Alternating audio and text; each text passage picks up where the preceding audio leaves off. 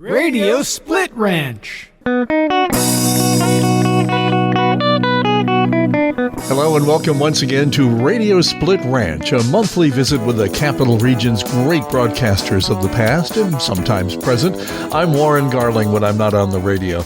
We're going to start our third year on the Radio Split Ranch this month with another special guest I've known since my first year in broadcasting some 54 years ago. I'd love to tell you his air name right up front here, but he's had so many, I'm not sure you'd know it.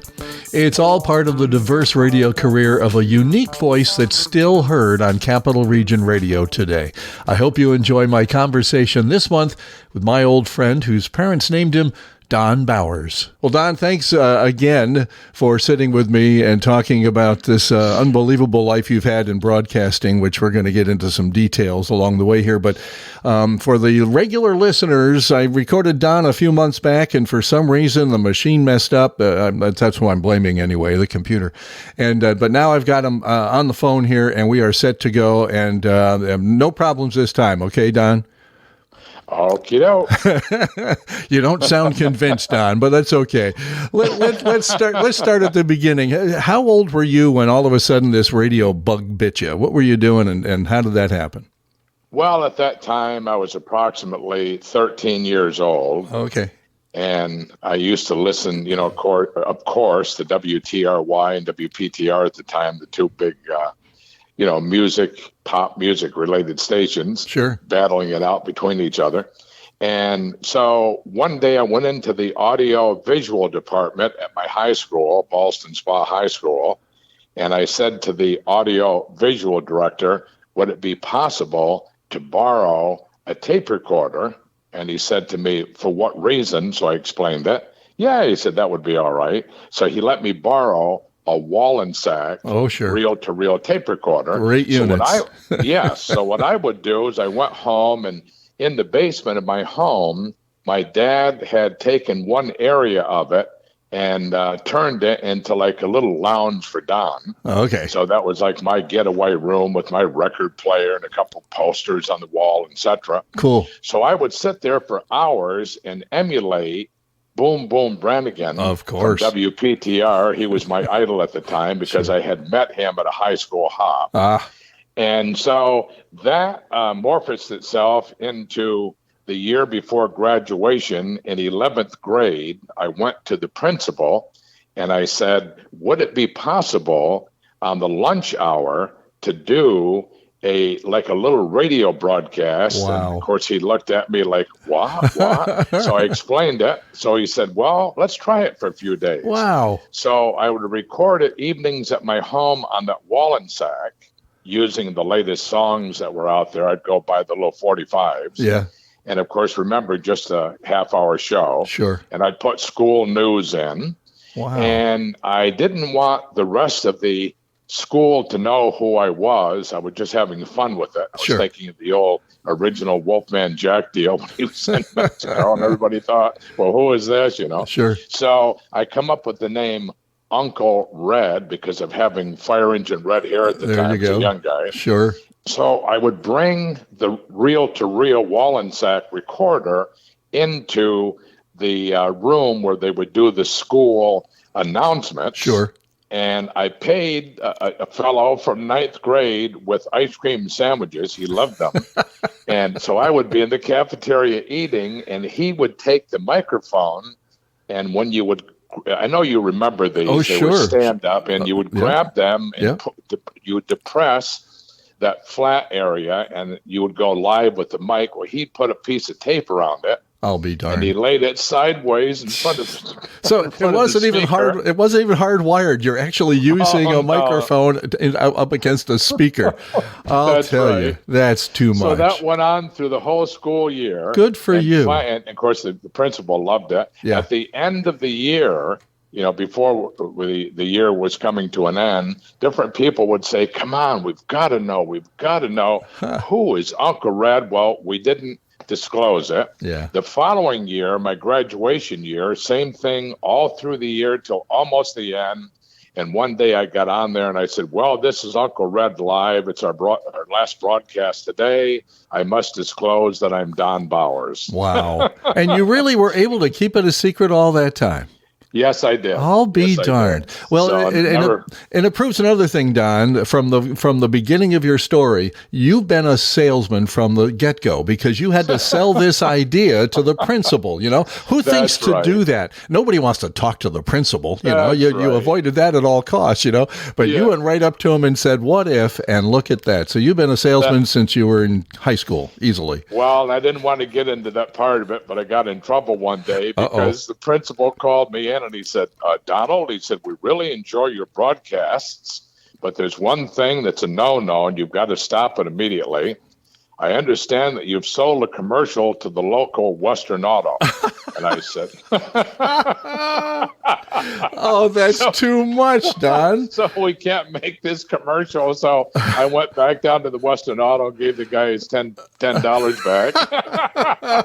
That is too much. Well, I love it. What a great start. Yeah, they So were busted you? on me for years. Oh, I'm you know. sure they did. So were you able to parlay this into something commercial eventually? I mean, what did you do? Take a tape to somebody, or what did you do? Well, when I got out of when I graduated high school, I had a lot of ambitions, things I wanted to do. I was working for the Saratoga SPAC area. You know, it was all taken care of, as it still is for the most part, the Parks and Grounds by New York State. Sure.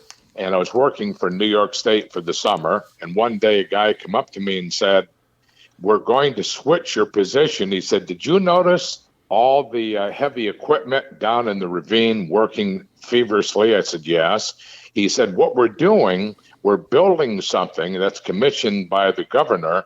It's going to be called the Performing Arts Center. Yeah. It's almost finished. And when it is, we'd like to hire you as one of the very first guards. Wow. How about So that? that's what I did. Yeah, I did that last summer, the opening year of SPAC, 1967 summer. Yeah. And then right near, probably almost fall of the year, I got that notice from Uncle Sam, we'd like you. Ah, there you go. Yeah. Right. So I went into the Army. When I got out of the Army, I didn't know just what to do, but I knew I'd love broadcasting. So Sure. a friend of mine said, I just got back from Florida. I went to the REI School of Broadcasting in Sarasota. There you go. So I registered, I went down, I went through the school, I graduated, and I came back, and my very first job, I landed it by mistake. My grandfather said, Don, there's a little teensy ad in the local paper. They're looking for disc jockey tryouts at a station in Gloversville, New York. He said it's called WENT 1340. There you go. So he drove me up. I did my little audition thing in their newsroom. I looked like the Wallensack again. There you go. And about a week later, they called, said, we'd like you for a second interview, and they hired me. Excellent. Excellent. So That was this my time, you're what, around 20 at this time, or a little bit older? Yeah, 19 and a half or so, Yeah. And that was it was latter 1969. Gotcha. Okay. So you were at ENT for a while. Now, what were you playing up there? Was it like most of the stations playing a little adult contemporary or beautiful music, or what were you doing? It was all beautiful music. Yeah. And he would not, the owner of the station said, I do not want any vocals, not meaning the disc jockey. No, sure. But as far as the Songs were concerned, yeah. right, the music was concerned, he wanted only strings or horns or all instrumentals. So that's Interesting. what we played. Okay, gotcha. And because Decca Records pressing facility was just up the roadway there on Route 30, the owner was friends with people there, and the latest Decca record releases, before they'd hit the stores, they'd come down and give them to the station. Well, that's nice. So Fred Waring and a lot of those instrumentalists, we played a lot of their music. Gotcha. So that was obviously at your age putting you to sleep. Yes. Oh, yeah. And the other thing was I got as I'm sure you did, my introduction into radio. The first thing the owner said was, I don't like that name Bowers. I don't there like you that go. ring. What's your middle name? Yeah. I said, my name is Lee. Lee, yeah, you're going to be Don Lee. Okay. So I was on the air, Warren, for about 2 days, and the phone rang one day, and I said, WENT, may we help you? And this woman said to me, welcome, Donald, to the area. Welcome to Gloversville. Nice to have you here in our area, Gloversville, Johnstown. And I'd like to ask you, dear, are you Oriental? Oh, man. I never forget that till I die. Because Lee, of course. I'll be darned, yeah. Well, I had a similar story up in Saratoga not too long after you're talking about. In early 72, I go to work up in Saratoga, and Kent Jones at the time running WKAJ. Right. I said, well, I've used Chris Warren in college. He goes, oh, no, we're not highfalutin and fancy here. You're going to use your real name. And I said, oh, come on. My father's a car salesman in the area, and he, I'm not a junior, but we have the same name. And Right. I said, there's going to be confusion, blah, blah, blah. He would not let me use a fake name. He said, no, we're Really? real here in Saratoga. Yeah. So I used Really? Warren Garling. Yeah. Only went back to Chris Warren when I got to GNA a year or so later. But anyway, yeah, but Interesting. isn't that interesting? Are you Oriental? I love it.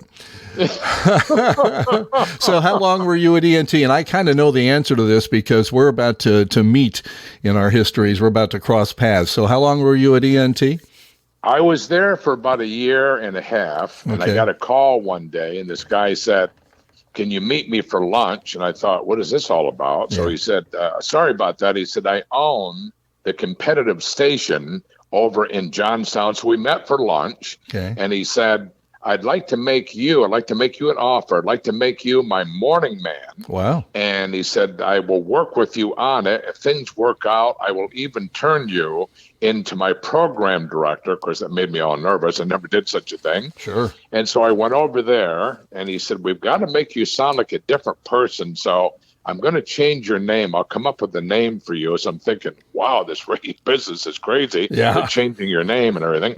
So I said, that sounds good. So I gave my notice, and I went over with him about a month later.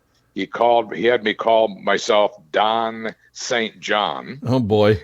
And I worked there for about 3 months, and I kept listening to him and training with him. And he turned me over to programming. I became program director. Now, is this WIZR? Yes, it was WIZR Okay. AM FM. That's Yeah, correct. There you go. Yeah, I thought I remembered that call letter up there. Yep. So move along. I was there for about 2.5 years. Got a call one day, and this guy says, is this Don St. John? I said, yes, it is. And the guy said, well, I'm the new program director in Troy, New York for WTRY, and I'd like to invite you to lunch. I'd like to talk to you. Well, to me at that time, it was like ABC in New York called me. Yeah. So I went down, met with him. Dan Martin was the gentleman's name. And he said, I'd like to hire you. And he offered me the job and more money and everything. So I went on. I was on right after Rick Mitchell, Oh, wow. who had just been hired. Yeah. Rick would go off at 9 a.m., and I would come on 9 to 1. There you go. And what And name were you? Changed my name, Warren. He said, I don't like Don St. John. He said, I'm going to change that name. He said, you're going to be John, the letter E period, Denver. You will be John E. Denver. I'm like, Yeah. what? So anyway, the saga continued with the name changes. Yeah. Oh gosh. So another tenure at TRY for a while. Now, by the way, you've transitioned over to obviously pop music, popular top 40 music. Right. Yeah. What were they doing at IZR when you were there? Was that also IZR was sweet music, soft music at the time. But Okay. the owner said, I want to do the same thing as WTRY and WPTR. Ah. So that's what he had me do, transition it. And as I a matter gotcha. of fact, the first fellow that I hired after interviewing him was a young kid in high school at the time, who went on, by the way, to do very well for himself. He even at one time worked at Chum in Toronto as a newsman. But the guy, I'm sure you know of him very well, Jeff Bellinger. Oh, sure. Yeah. Yes. How about that? Yes, and Jeff is in New York City now, and he works, he does the stock market reports. I hear him every now and then locally doing those. Sure. So your tenure at TRY, who else were you working with there at the time? Do you remember any of the other names? Mornings was Rick Mitchell. I followed Rick, and then they had a guy that came on in the evening. His name was Jerry Tyler. Oh, sure. And there was also a guy. And there was a guy there, Shotgun something. I can't remember the rest of his name, but I forgot just what it was. And I heard your incredible podcast recently with Mr. Brownlee. Yeah, Tom Brownlee, sure. Yeah, I never met that man in my life. I thought that was such an interesting podcast. Thank you. You're welcome. He had mentioned this gentleman's name, and then I can't think of the last Super Max Crinkle or something like that. Yes, you're right. Yep, that's what he went by. That was him. That was him. He was on afternoons. Yeah, there you go. For a short time. Yeah. And then, as Tom said, he ended up out in Chicago real fast. Sure. Yeah. Now, where did when we met? Where did SNY fit into this? I know you did overnights on SNY for a little while. Yeah. What happened there was, after working at WTRY, I was there for I want to say a year and a half. Okay. And the program director and I, we kept butting heads. He kept saying to me, I'd rather hear this from you and that from you. He's a really, really, really tough program director. And they had gone into what you guys talked about recently, the Q format. Sure. And I just wasn't fitting in well. I didn't like it. We had to go to Q cards. So I had a conversation with the general manager at the time, Dick Visano. Yeah. And Dick said, I really like you. I like your work here, Don. He said, you don't feel like staying? I said, I really don't. He said, well, here's what we'll do. We're going to put you in the production department until you find something suitable. I want you to make sure that, you're employed. Nice. And once you do, then Gracefield will let you go, but hopefully you change your mind. So anyway, for about another 6 months, I stayed there as production director.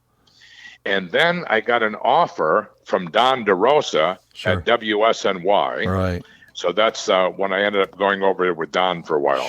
Sure. I remember subbing for you when you took some vacation time the summer just before I was going off to college, and it was the first time I had done midnight to 6, and that was a nice challenge.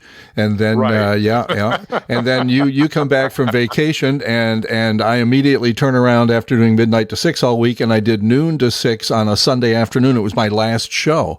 And and I just remember at least 2 or 3 times in the first hour saying after midnight instead of afternoon. And wouldn't you know, the general manager, Gene C. Hafer, had come in for some reason on a Sunday afternoon, and he comes busting in the door and he goes, why can't you get the time straight? And here I am trying to do my very last show before going off to college, and he's just kind of ruined my whole mood, And of course there was a reason for it, but he didn't care. I was still messing up on the air, can't you tell time?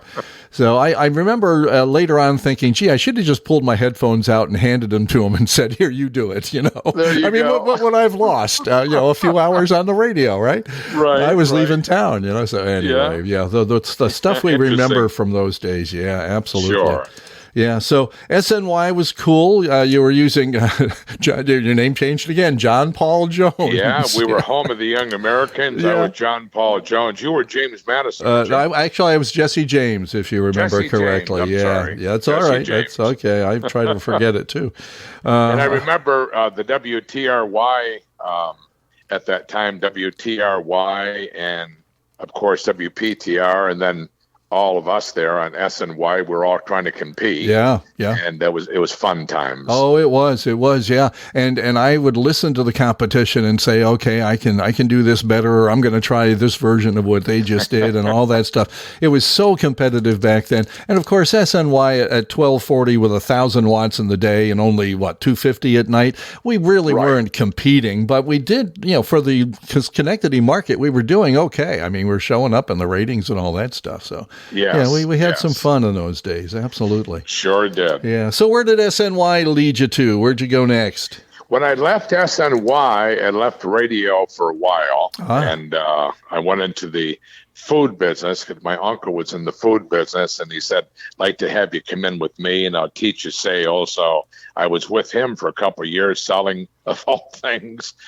Parmesan and Romano grated cheese. I had no idea what I was doing. Too much. That's terrific. Yeah, but again, I said earlier, you're a salesman from the get-go, and that's how we meet again later in our lives, which we'll get to later. But you're a salesman through and through. So he saw that in you. He figured, yeah, you could do this. Yeah. Yeah. So one day, a couple of years later, I was in the company car, and I was up in Plattsburgh, New York, calling on Plattsburgh. I think they were called at the time. They're gone today, but I think they were called Plattsburgh Wholesale Grocery. Okay.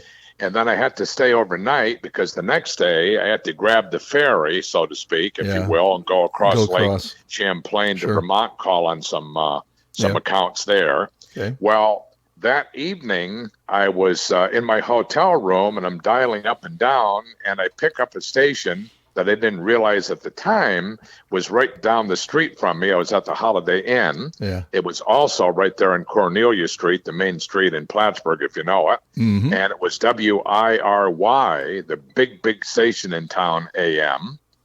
So the next morning I didn't have to leave till about 10 o'clock. So I stopped in, said hello.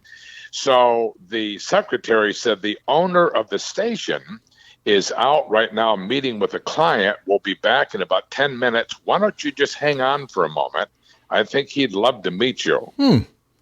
So I hung out for a little bit. So he came in and I went into his office and we got talking. And he says, would you do me a favor? Could I just beg you for a favor? I said, what would that be? He said, I'm trying to get this account. It's a furniture store in town.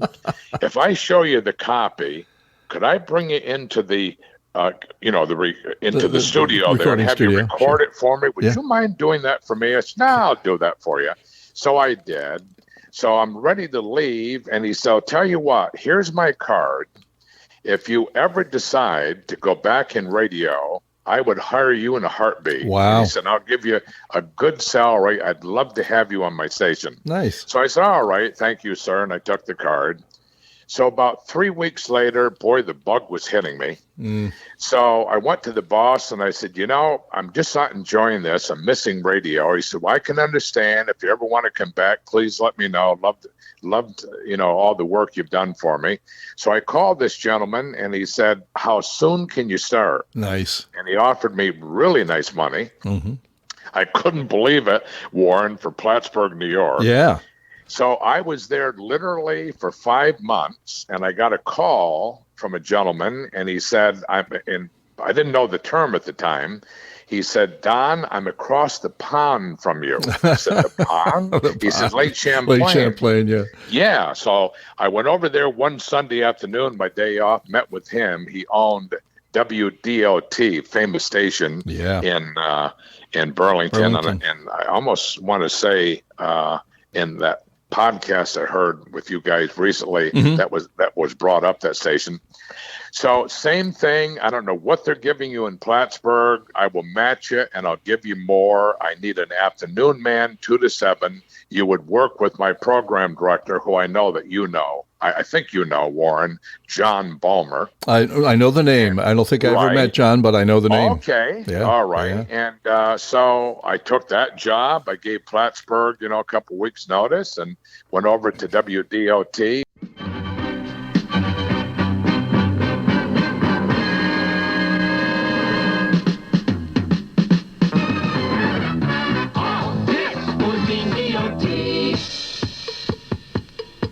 Don got the Silvers off the request line. We're going to do that Boogie Phoebe.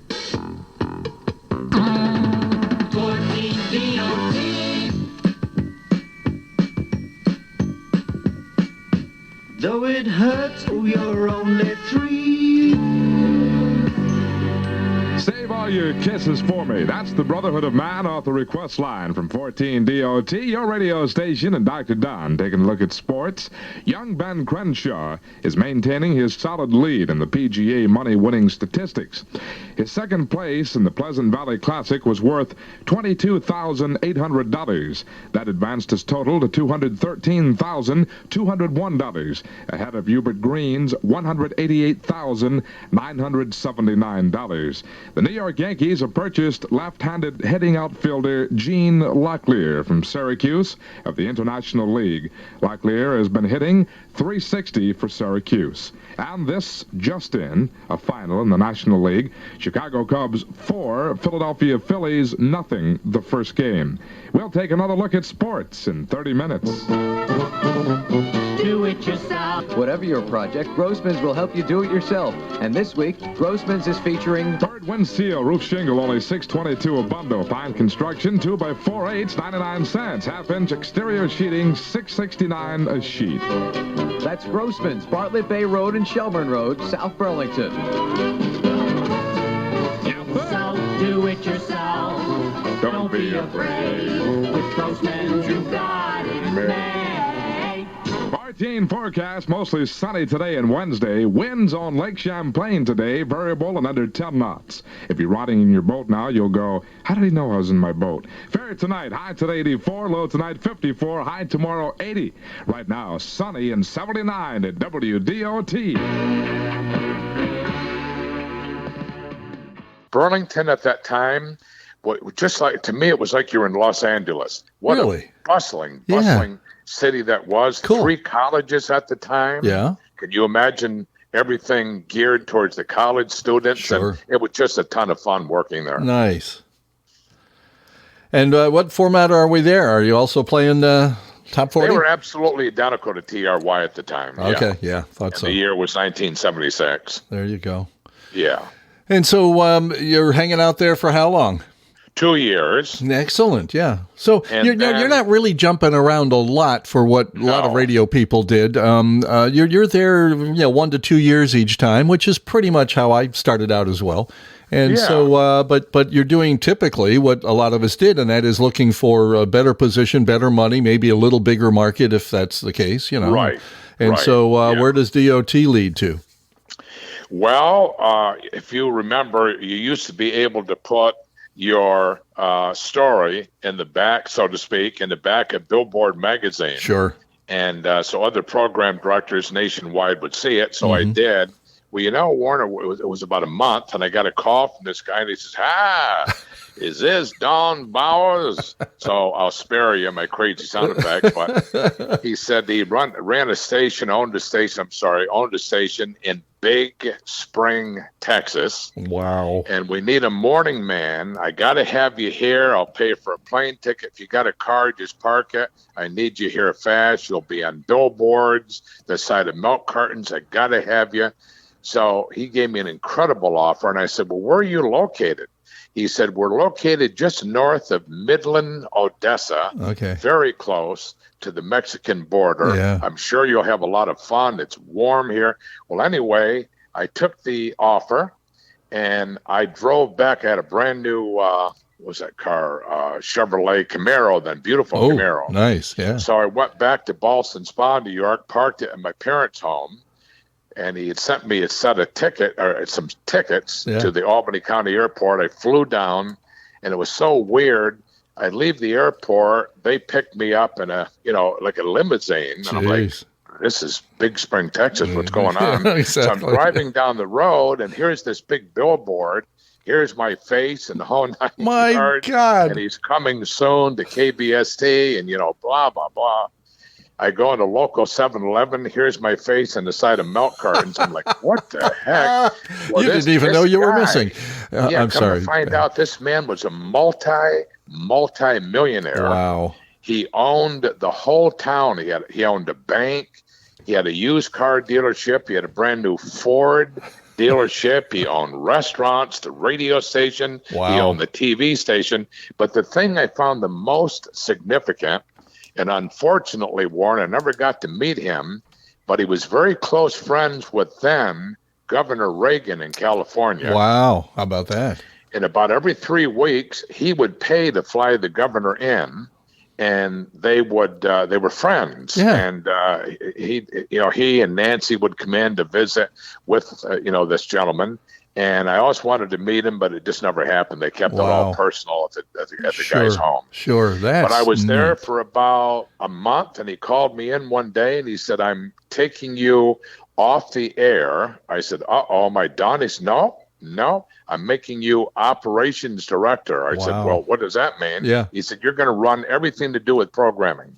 Nice. So I did that. I was with him for about, I'd say probably 3 years. But the interesting thing, while I was there, I had 5 offers from all parts of Texas. What would happen, radio owners would be driving through. Sure. They'd hear me, and my voice stood out because most of the fellas and the girls, they were from the area, and they had that Texas little drawl. Yeah, drawl to their voice, and they'd hear me. Well, anyway, the only job I almost left and took was in Amarillo, but I didn't. It was a big powerhouse station, but this gentleman was treating me so well. I loved it so much that I just stayed there. Nice.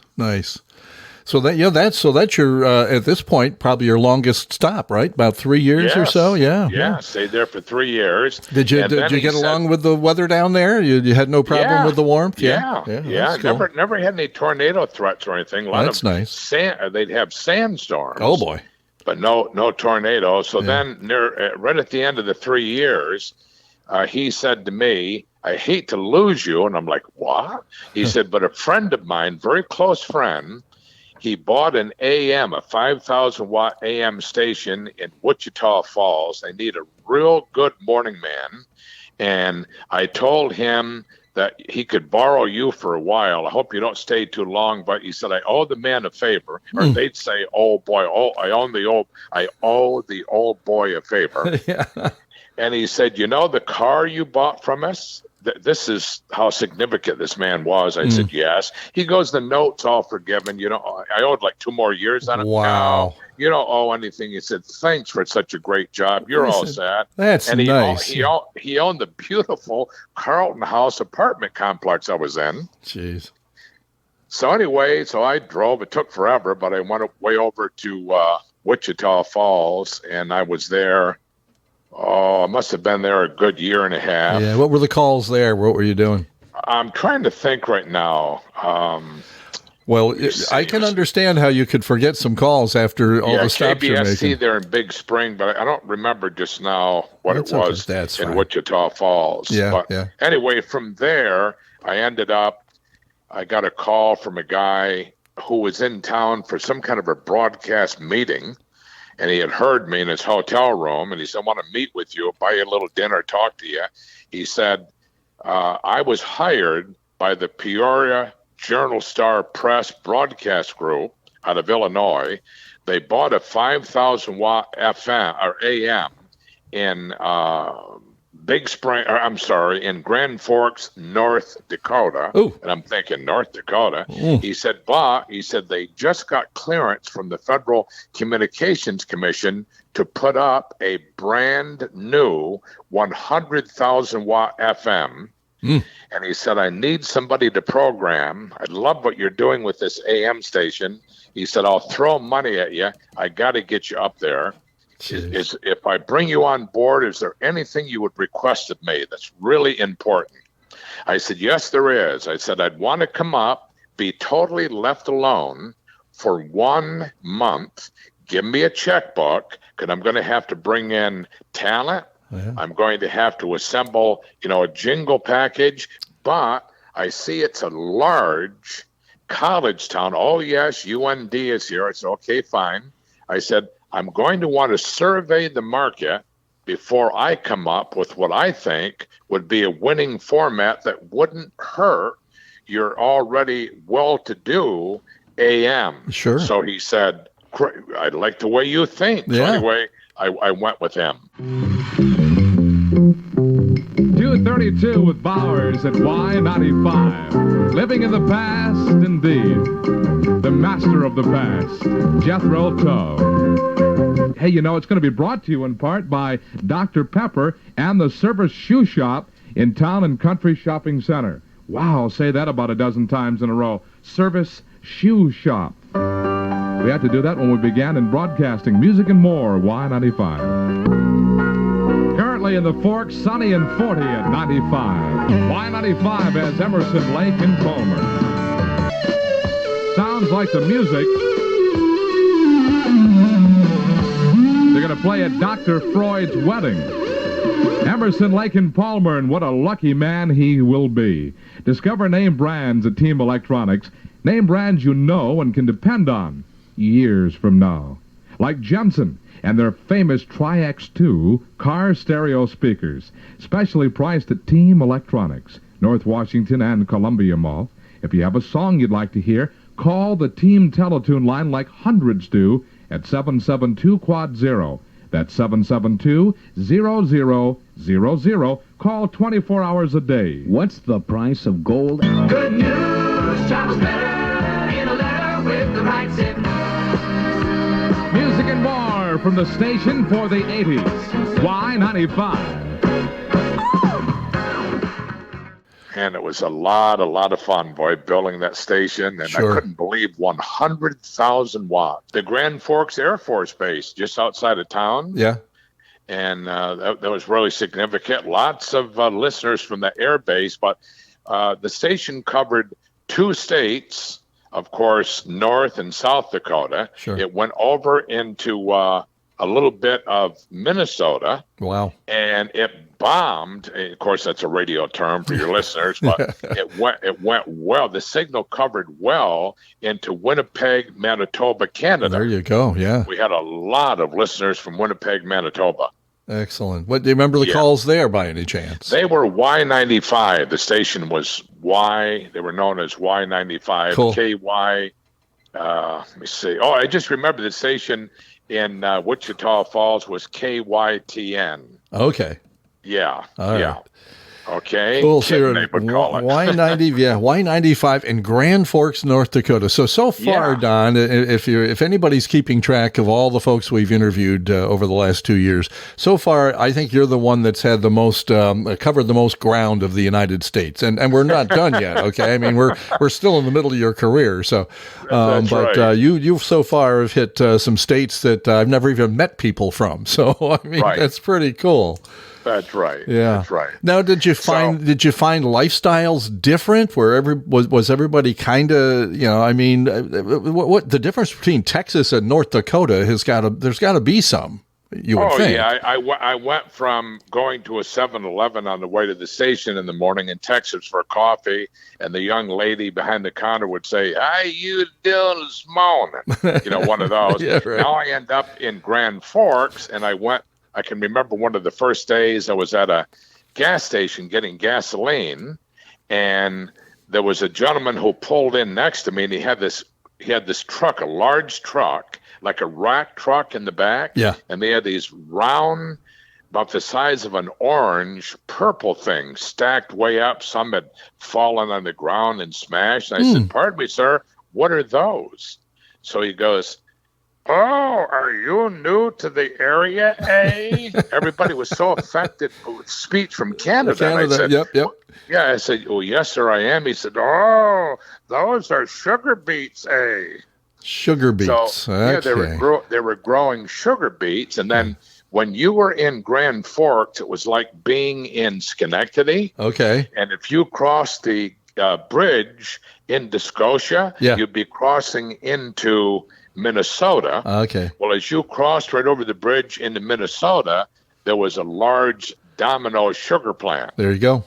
So they would take those sugar beets and, of course, turn them into, sugar. Yeah. Process.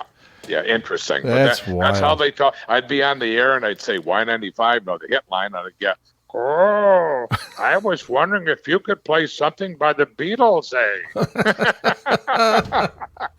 Oh, it's something. It's something. I did have the opportunity to work for a company, and I traveled the country a lot.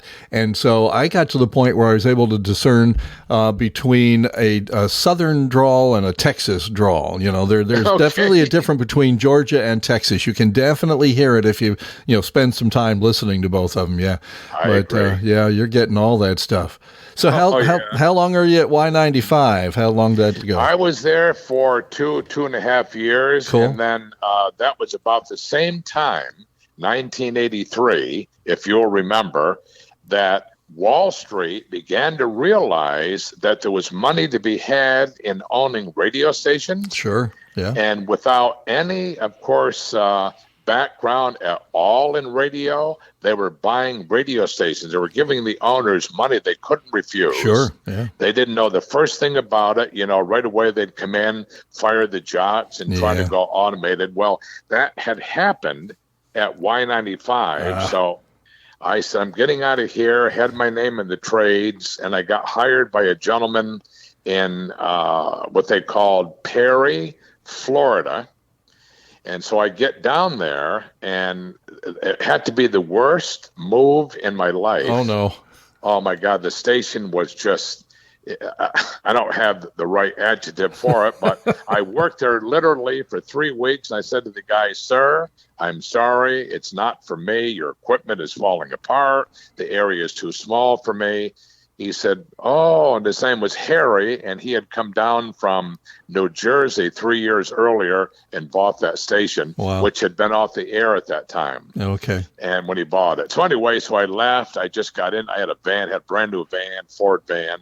I got into it. I drove north, came back to Saratoga, Ballston Spa. And I just hung around for a while. I'd put money away. I was all right there. Good. So I'm going to say about a year later, of course, immediately I went into the live weddings and parties. I always did well at that. Oh, yeah, sure. No, I Yeah, remember you doing a lot of that kind of work here in the area where you would. I did a ton of that. And then Sure. a guy called me one day and he said, I own an ad agency. I'd love to get a guy in here like you working with me. It was in Scotia, New York. Metro Media Group, it was called. Okay. So I went with him as his production director, and I was there for probably 5-6 years. All right. Cool. Yeah. Yeah. Yeah. So we were hearing your voice and hearing commercials that you were producing. Yes, I in was the on market. a lot of radio, a lot of television. My commercials ran. Cool. Not mine, but I'm saying my voice in Sure. the commercials. Sure. Yeah. So did That pretty something? much summates it for me. Yeah. Did something now draw you back into radio? I mean, once it gets in our blood, as everybody will tell you, it's hard to. Well, recent after I had worked for, as you did too, I worked for the voice company for 15 and a half years. Right. And then when COVID came, everybody at that time was put on hiatus.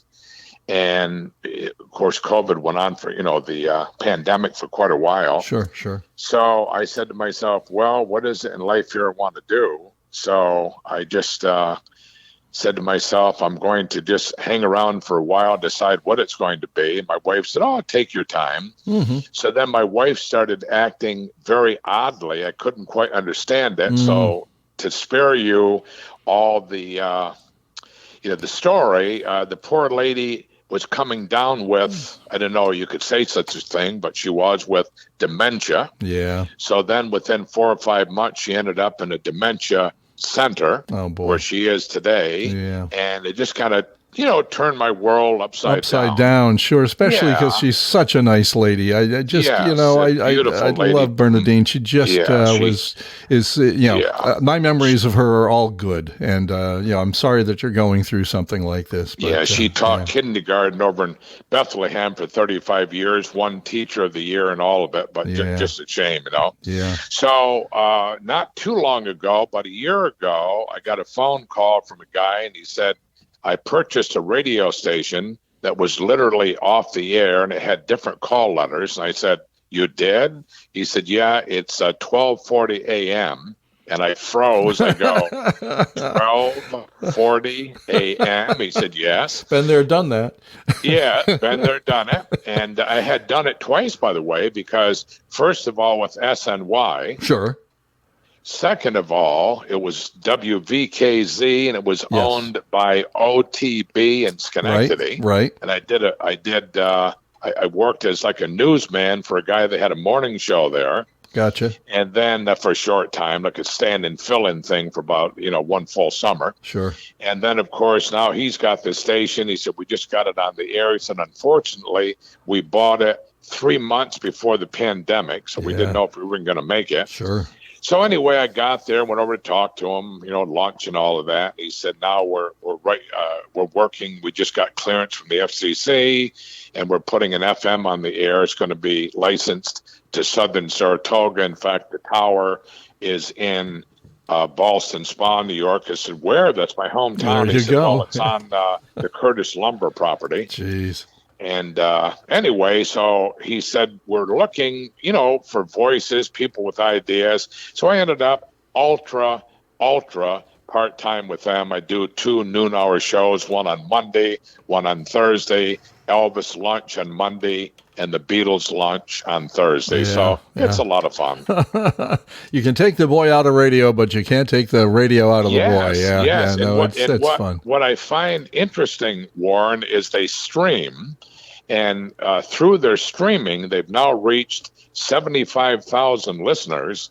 But what I find amazing is I've had requests come in from Portugal, from Paris, France, from England, a lot of people in Florida who used to live in Rotterdam, New York. I mean, I just find it. It's just it's crazy. It is. And I'm sure your podcast goes out all over, right? Well, that's the idea. It's on the World Wide Web. So I do see that we get listeners all over the place, occasionally from Great Britain, and certainly we get Canadian listeners and such. But as you know, we're this is kind of geared toward radio guys and gals because it's because we talk the biz, But every once in a while, it's crazy. Somebody will probably and perhaps they're American and they're just stationed somewhere, or their job has taken them across the the Atlantic or the Pacific, and all of a sudden I see I've had somebody listen to us from Germany or something. So it's pretty neat. Yeah. Let's backtrack just a little bit. You also didn't you do a short stint as well at WKLI? Yes, I did work with Magic 100.9 FM. There you and go. At that time, when I was with them, they were on 100.9 FM. I was with them. I almost forgot about that. I'm sorry. No, that's okay. That's okay. I was with them just about 6.5, 7 years. I went there, first of all, in 2005. Okay. And I did, it was part-time. Mm-hmm. What I did for them, I did Sundays 2 to 7 p.m. And that's your 5-day forecast. Now, more of the greatest songs of all time on a Magic Most Music Weekend. Magic 100.9 FM. Don Bowers, you, and the greatest songs of all time. You know that's a Magic Most Music Weekend. This is Barry Manilow on Magic. Even now.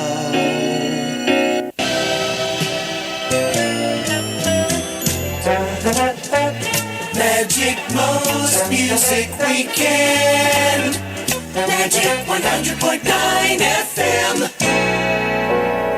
You tell me that you're leaving.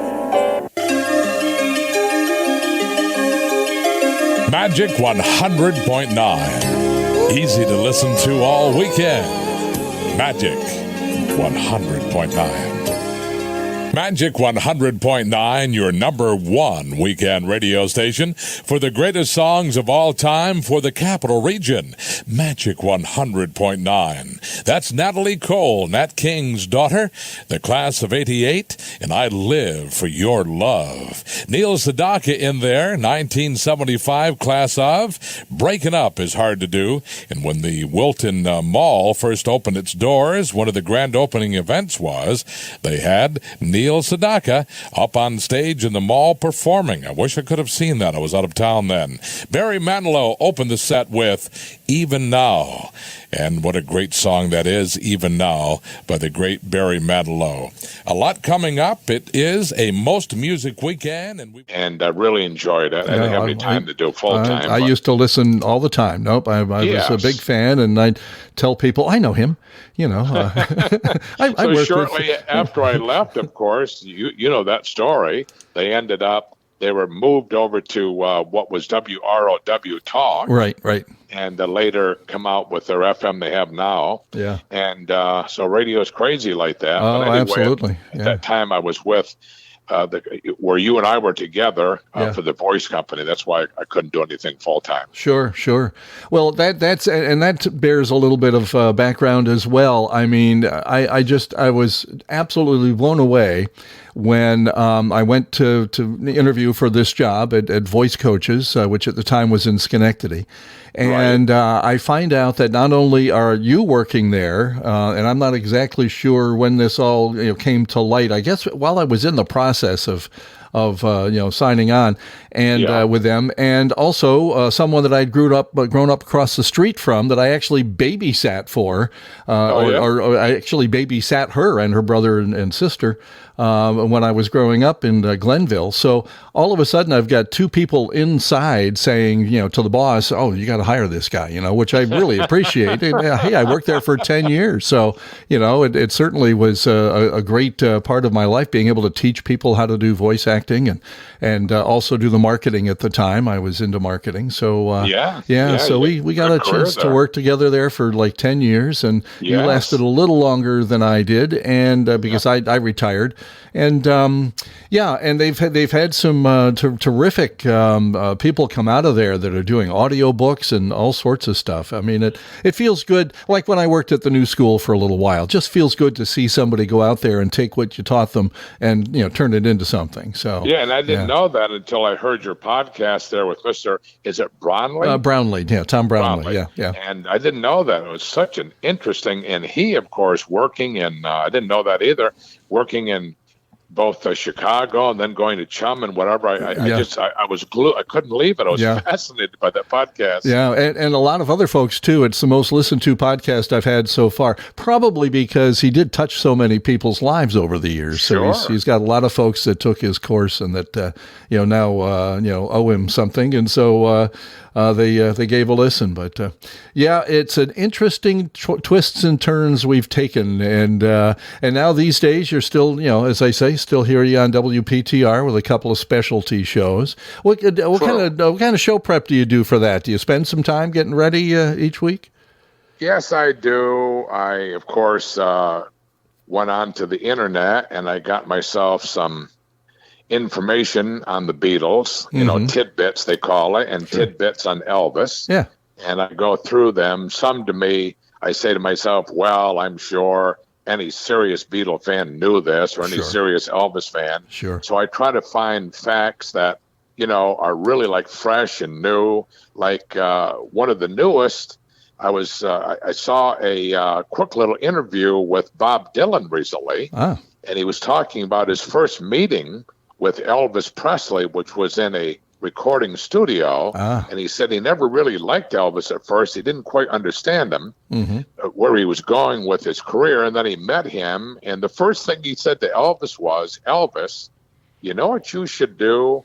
He said, "I know you're probably now thinking that you're getting a little bit stale," and Elvis said to him, "Yes, I can kind of feel that." This is after Elvis had been in Vegas for a while after coming back. Sure. He said, "If I were you, Elvis," he said, "you know how you did what they're calling the comeback special and you had the leather gear on?" Elvis said, "Yeah, of course, Bob." He said, "I would go back to that look and that nice black guitar you had." And he said, "I would take those jumpsuits and lock them away in a trunk, never to wear them again, and get myself really just about a good 7-piece band. Forget that orchestra." Yeah. And he said, Elvis, he said, "I think you'd draw just a bigger crowds, maybe bigger, but you'd get a new youthful audience." Yeah. So Elvis said, yeah, Bob, we'll give that some thought. Yeah. I found that interesting, and I see where Bob, you probably saw that too, is coming to Proctor's Theater. Yeah. Oh, yeah. Tickets are hot. Yeah. He's,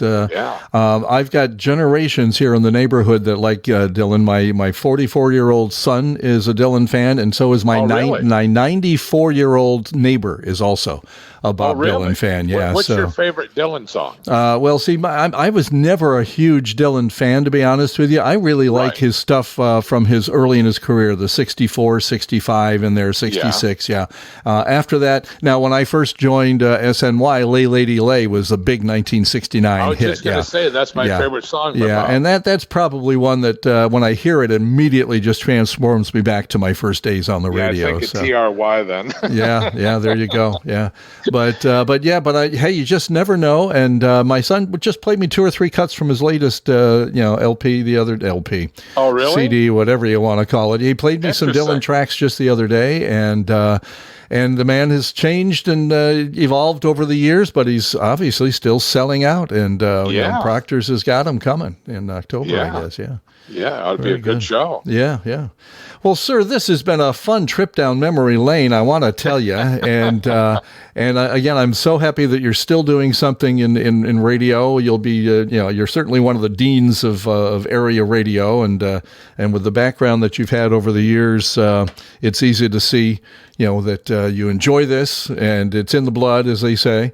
And I just wish you all the luck going forward with it.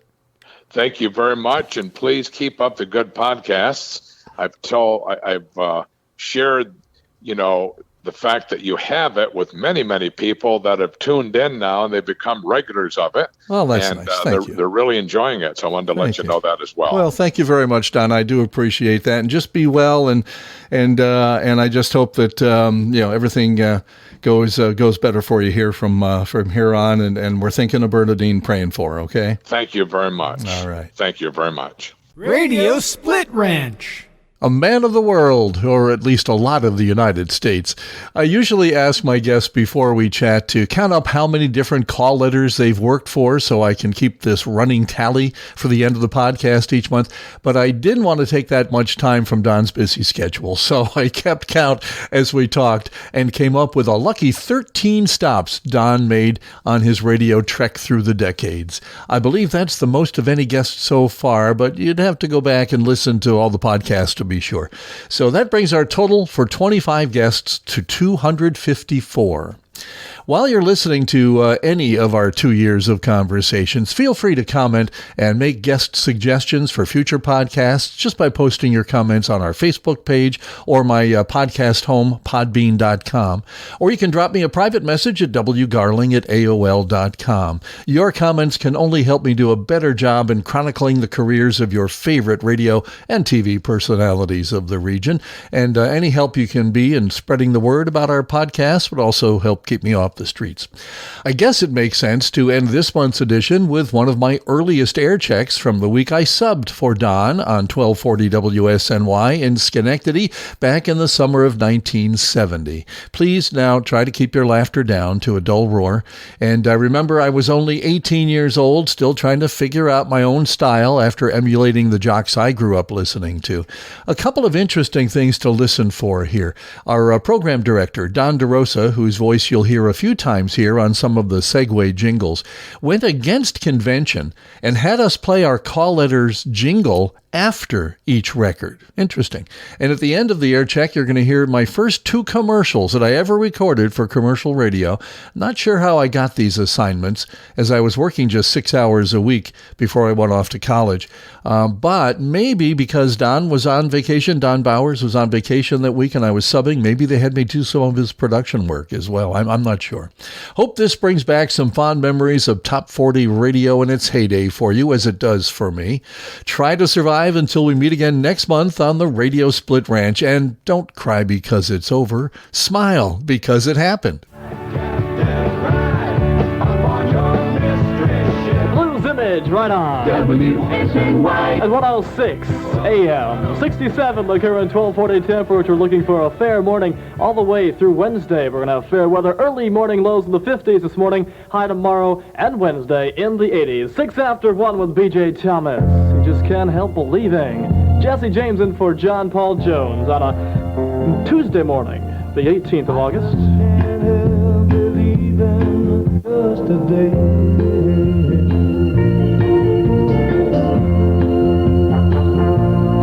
Just can't help believing that this girl's gonna stay for a little bit more than a day. B.J. Thomas sings.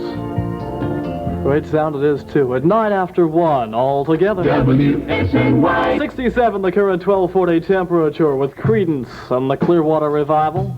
J.C. Fogarty at the lead, and number 13, the great record race. Long as I can see the light.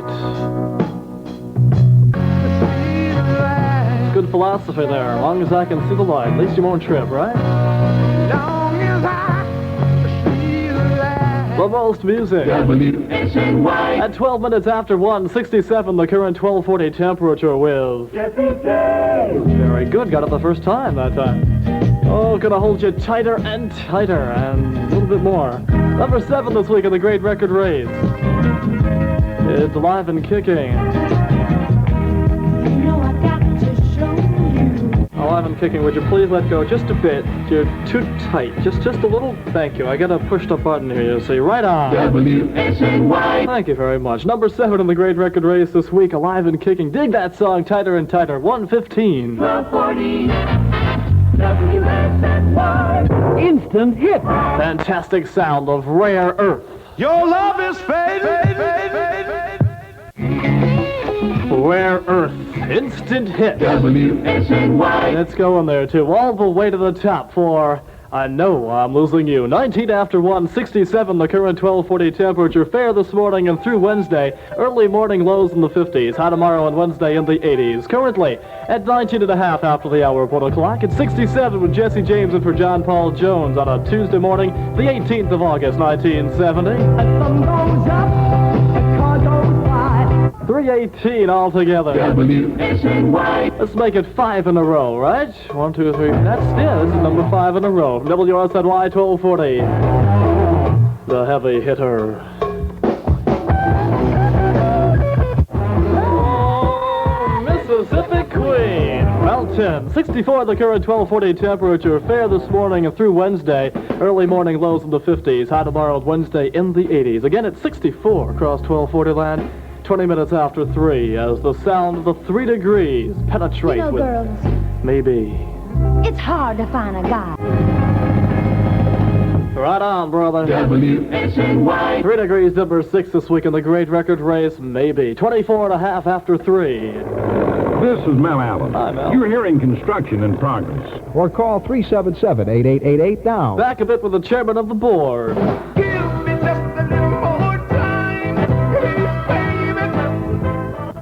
Just a little bit more time, please, babe, all together. WSNY. 1970, it's chairman of the board. Win a personally decorated birthday cake on your birthday from WSNY 1240. All together. WSNY. Album Power Play. Right here on WSNY, Schenectady. Fifth Dimension. From the July 5th album. Babe, let it be me, huh? Album Power. WSNY. From the July 5th album, more hits by the fabulous Fifth Dimension, including some of their hits. Go Where You Wanna Go. Sunshine If Your Love is on here with Those Were the Days, and of course that one right there, Let It Be Me. 27 before 4, 64, the current 1240 temperature. A WSNY 1240 neighborhood The note. Rotterdam Babe Ruth Auxiliary is sponsoring a teen dance for the benefit of the Babe Ruth League on Tuesday, August 18th from 7:30 p.m. to 10:30 p.m. at the Rotterdam Republican Club, Princeton Road and Thompson Street. 75 cents per person, music by Theater. Interested in you and the Capital District. WSNY 1240 communicates community news. Chicago returns 25, or is it 6-4? Actually, it's 27-4.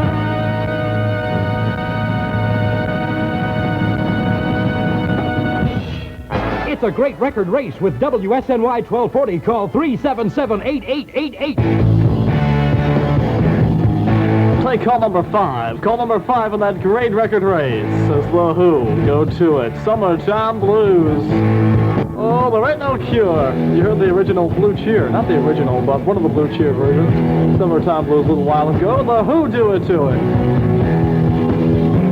The old Eddie Cochran hit way back in the early 60s there. 21 before 4, right on. WSNY. 64 fair this morning through Wednesday. Early morning lows in the 50s. High tomorrow and Wednesday in the 80s. Hi to you. It's 21 before 4. Good morning. It's a Tuesday, the 18th of August, 1970. And on the line right now we have Doug Gouget of 1016 Van Antwerp in Schenectady. Good evening, or good morning, I should say. Doug, how are you? Fine, how are you? Oh, pretty good. What odds do you choose this morning? 1 to 5. 5 to 1 odds, okay. Could win your choice of a pass for 2 to the Colony Theater in Schenectady or the Oxford Theater Troy, Community Theater in Saratoga Springs. If you win, and the rank of the next hit about to play will be between 10 and 15. Which one do you think it'll be? 12. Number 12. Good luck. WSNY. 13.